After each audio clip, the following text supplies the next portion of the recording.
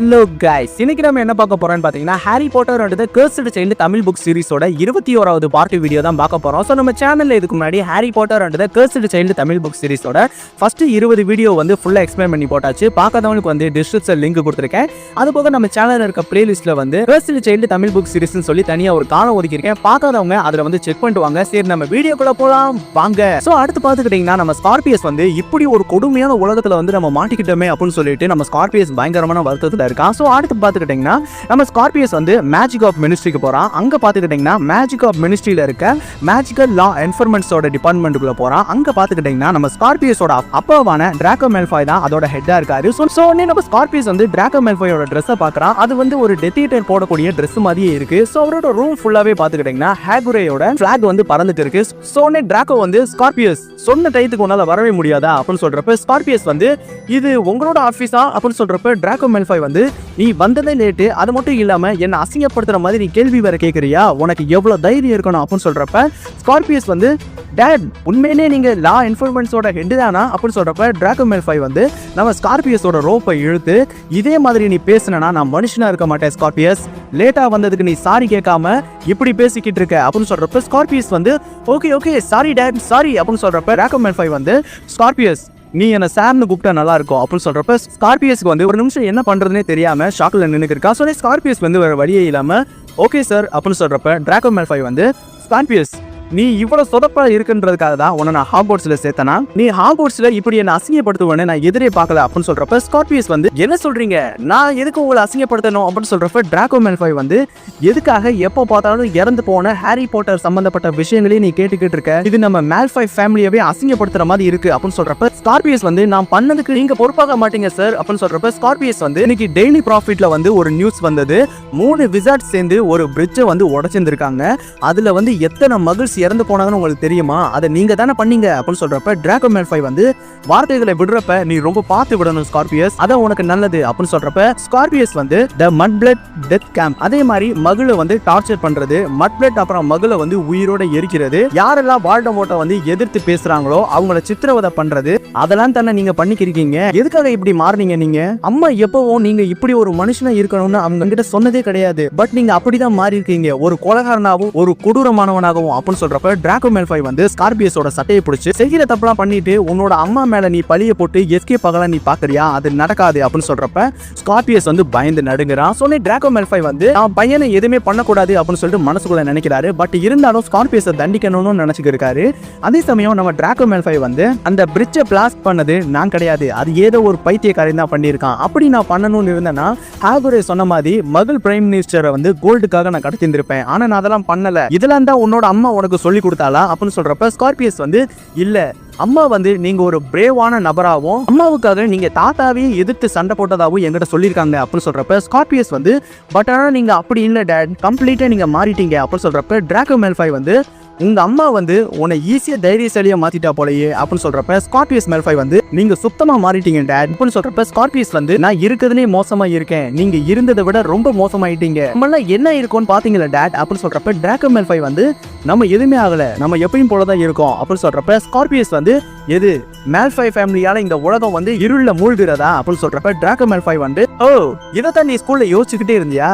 இப்படி யோசிக்கிறதுக்கு யார் உன்னை தூண்டி விட்டான்னு சொல்ல முடியுமா அப்படின்னு சொல்றப்ப நம்ம ஸ்கார்பியஸ் வந்து எனக்கு இப்படி இருக்கிறதுக்கு சுத்தமாவே பிடிக்கல, நான் என்ன மாதிரி இருக்கணும்னு தான் ஆசைப்படுறேன் அப்படின்னு சொல்றப்ப டிராக்கோ மேல்ஃபாய் வந்து உன்னை இப்படி யாரு தூண்டி விட்டான்னு சொல்லு ஸ்கார்பியஸ் அப்படின்னு சொல்றப்ப ஸ்கார்பியஸ் வந்து இப்படி நினைச்சதே இல்ல, நான் வேற மாதிரி தான் பார்த்திருக்கேன், பட் ஆனா இருக்கிற இந்த உலகம் வந்து எனக்கு ரொம்ப அருவருப்பா இருக்கு அப்படின்னு சொல்றப்ப டிராக்கோ வந்து நான் உன்னோட அம்மாவை வந்து எப்பவுமே நேசிச்சிருந்திருக்கேன், நான் எப்போலாம் இருளுக்குள்ள போறேனோ அப்பெல்லாம் உங்க அம்மா வந்து ஒரு வெளிச்சம் மாதிரி ஆக்கி என்னை இருள இருந்து மீட்பா, அவதான் என்னோட உலகமாவும் இருந்திருக்கா, நான் இப்போ இந்த பொசிஷன்ல இருக்கிறதுக்கு காரணமும் அவதான் அப்படின்னு சொல்றப்ப ஸ்கார்பியஸ் வந்து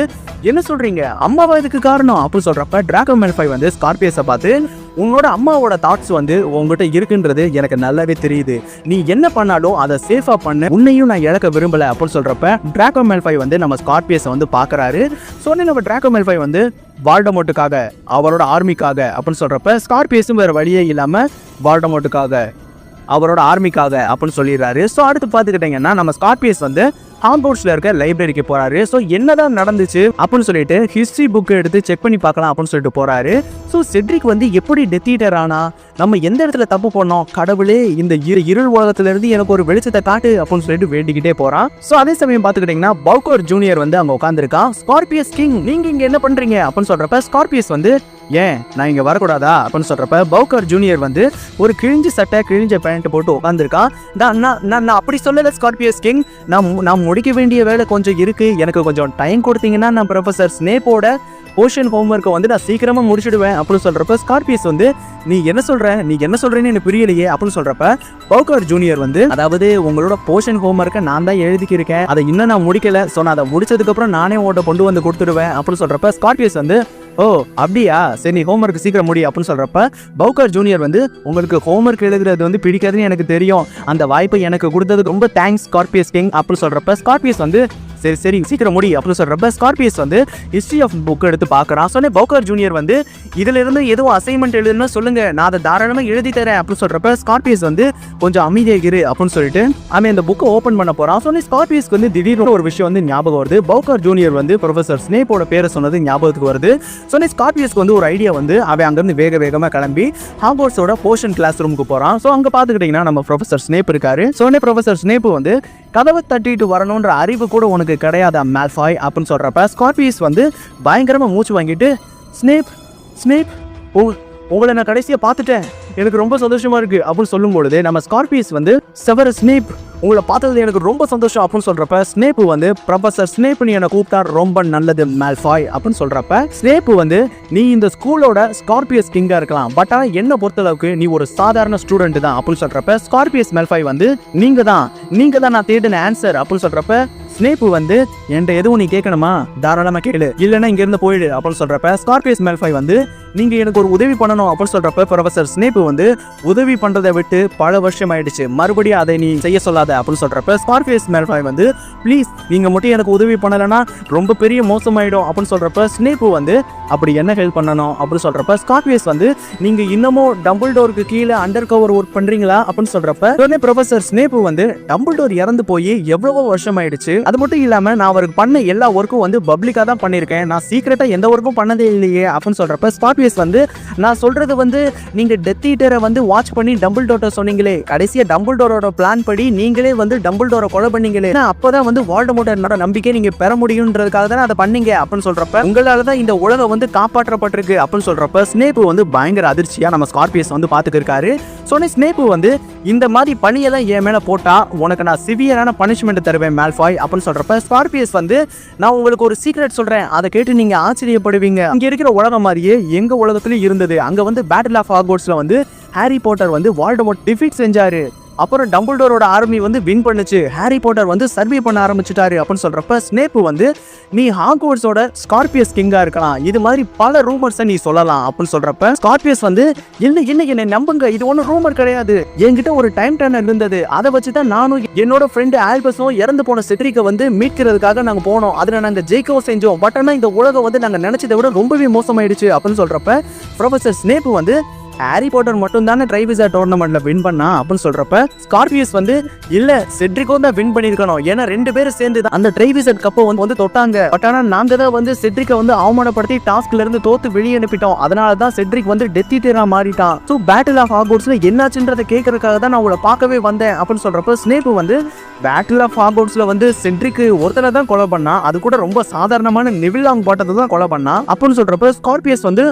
ஓ நெவில் வந்து நாகினியை வந்து கொலை பண்ணியிருந்திருக்கணும், ஆனா நெவிலை வந்து செட்ரிக் கொலை பண்ணனால தான் இந்த மொத்த கதையுமே மாறி போயிருக்கு, இப்போதான் எனக்கு எல்லாமே புரியுது அப்படின்னு சொல்றப்ப ஸ்னேப் வந்து இந்த மாதிரி நீ என்னை ட்விஸ்ட் பண்ணனா நான் உன்னோட அப்பா கிட்ட இந்த விஷயத்த சொல்லிடுவேன், அப்ப நீ தான் ஒரு பிரச்சனையை மாட்டிக்க போற மால்ஃபாய் அப்படின்னு சொல்றப்ப ஸ்கார்பியஸ் வந்து நான் உங்களுக்கு ஒரு ரகசியம் சொல்றேன், அதுக்கப்புறம் நீங்களே என்னை நம்புவீங்க பாருங்க அப்படின்னு சொல்றப்ப ஸ்கார்பியஸ் வந்து நீங்க வந்து ஹாரி பாட்டரோட அம்மாவான லில்லி பாட்டரை வந்து சின்ன வயசுல இருந்து லவ் பண்ணீங்க, அதனால தான் ஹாரி பாட்டரை வந்து ப்ரொடெக்ட் பண்ண ஆரம்பிச்சீங்க, ஸோ இதெல்லாம் எனக்கு எப்படி தெரியும், நான் ஃபியூச்சர்ல இருந்து வந்திருந்தா தானே எனக்கு தெரியும் அப்படின்னு சொல்றப்ப ஸ்னேப் வந்து வாயடிச்சு போய் நம்ம ஸ்கார்பியஸை பார்த்துட்டு இருக்காங்க. சொன்ன ஸ்கார்பியஸ் வந்து நீங்க ஒரு நல்ல மனுஷன்றது டம்பிள்டோருக்கு மட்டும்தான் தெரியும், ஹாரி பாட்டர் வந்து உங்களை ஒரு கிரேட்டஸ்டான நபர் தான் எல்லாத்துக்கிட்டையும் சொல்லுவாரு அப்படின்னு சொல்றப்ப நான் ஸ்னேப் வந்து பயங்கரமான அதிர்ச்சி கலந்த குழப்பத்துல நம்ம ஸ்கார்பியஸை பார்த்துட்டு இருக்காரு. சொன்ன ஸ்னேப் வந்து ஹாரி பாட்டர் தான் இறந்து போயிட்டானே அப்படின்னு சொல்றப்ப ஸ்கார்பியஸ் வந்து பட் ஆனா எங்க உலகத்துல வந்து ஹாரி பாட்டர் வந்து சாகல, ஹாரி பாட்டர் எப்பயுமே உங்களை ஒரு தைரியமான நபர் தான் சொல்லுவாரு, அவருக்கு உங்களோட எல்லா சீக்ரெட்டும் தெரியும்,